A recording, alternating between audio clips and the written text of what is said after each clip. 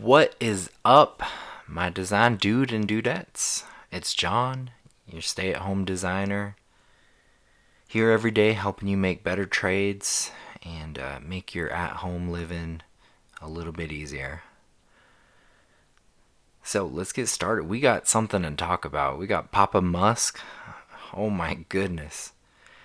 Tesla had a split today, and quite a day for them, too. They were up quite a bit. And then also my Amazon day trade. So let's get into that first here. And a couple things on Friday as a recap. I actually had a really late day fill. It was like the last 10 minutes of market open. And that ended up filling while I was out. So on the last video, you might have remembered that my dogs went crazy. And it was because some family had shown up, and basically the weekend got started earlier than I thought. So that was great, and it was nice to see Alibaba get filled. But we're looking at the 10/16 expiration. A pretty good chance of success, and looking to collect about 50 to 65% of this 158 credit received. So not too bad. And right now we're at the 192 and a half and the 190 strikes. And we'll see how it goes. So far looking at it, seems pretty good. Target days in trade should hopefully be between 2 and 5, but I wouldn't be surprised if this ends up going about 12 to 20. So we'll just see. But either way, it's a pretty good setup. I really like it. It's a good momentum play. And this ties into another one with Amazon, which is another momentum play we did today. Awesome day trade. Basically got a 20% gain like in less than 8 hours. And we're looking at the 10/16 expiration. And the chance of success on that trade was 75%. Collected a whopper of a credit at 530. And we're at the 380 and 360 strikes. So pretty good. It's this new profit taking strategy that I have has seemed to work pretty well. It's about, currently it's only been like less than a month, but in back testing it showed really well. And also about half the trades so far have seemed to close a lot sooner than the older expectation. So by sort of lowering our target profit percentage, we're almost like turning over and rolling over the money quicker.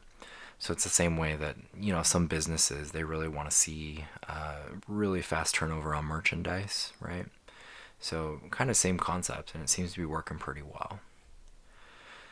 So this is just kind of a recap of the close, actually. So 19.1% profit, ended up closing out here at a debit 429, so $101 collected, and less than a day in trade. So pretty awesome day trade. Super quick momentum, just looked really good. So I'm a big fan of that, and that worked out pretty well. Let's check out Amazon here.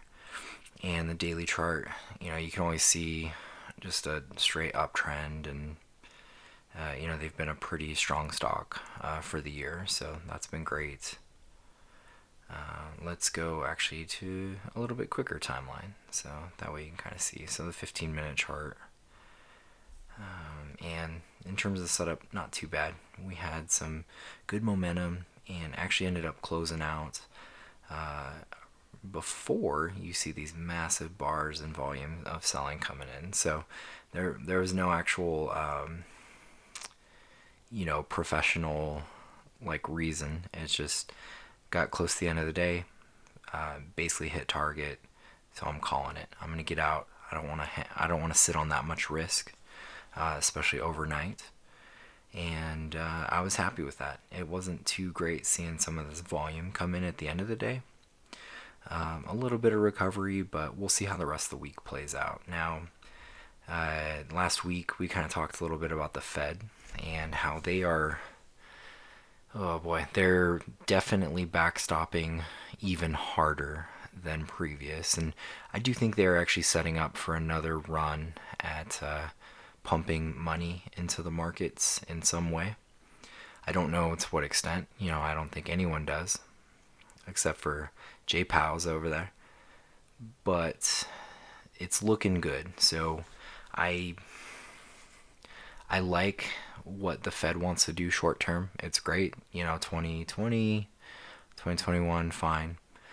But their new way of targeting, their new monetary policy, along with what all the global markets, global banks are going to be doing too, is definitely moral hazard. Like long term, it's moral hazard.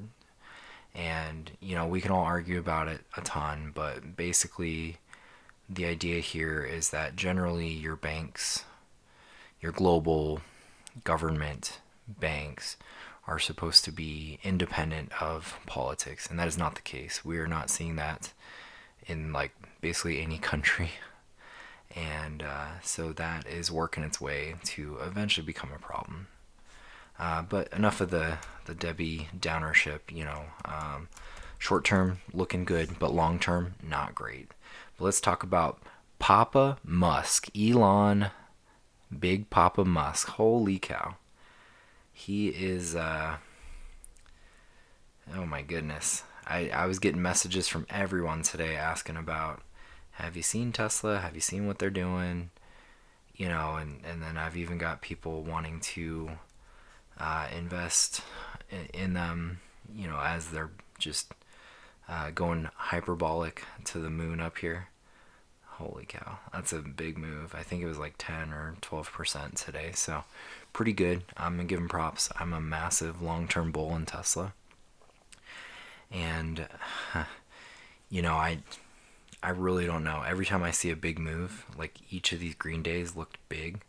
So when we're looking at them in real time, and then you have today, which just eclipsed all of them. These all look like big moves, a few weeks ago. So that was, or a few days ago, a few weeks ago, and that was crazy to see how much bigger today's move made all the other candlesticks look. It was nuts. So, kudos there. I'm a fan of what will be happening soon in terms of Tesla. They have Battery Day coming up.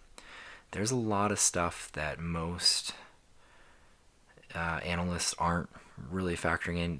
You're starting to see it turn around because they are kind of saying like, oh my goodness, they really do have a foothold in the market. They are really showing value that is greater than some other legacy automakers.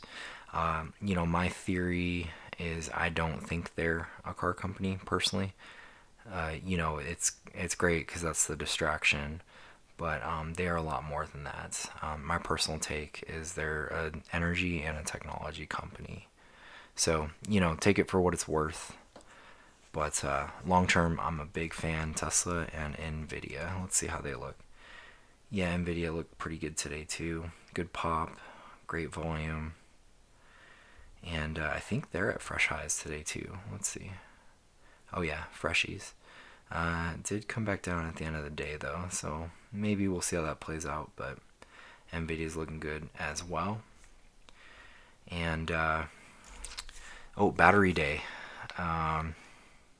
So the Battery Day announcement's coming up, I think, on the 21st, and we're going to be hearing a lot of the advancements. Basically what Tesla's plan is moving forward. Really, the way I see it is it's probably in line. It's like a progress report of like, hey, we released our master plan, part 1 and 2. Here's where we're at on that point, and here's also what's evolved. So maybe it leads into like almost a master plan part 3 is the way I see it. And I think the difference you'll see now is that there's always a lot of excitement, but this time around, since Wall Street is kind of coming around to it, typically I think that'll be a good sign. So we are likely to see some movement from Tesla between now and the end of the month, and then maybe even between now and the end of the year. So I'm a big fan. We'll check that out.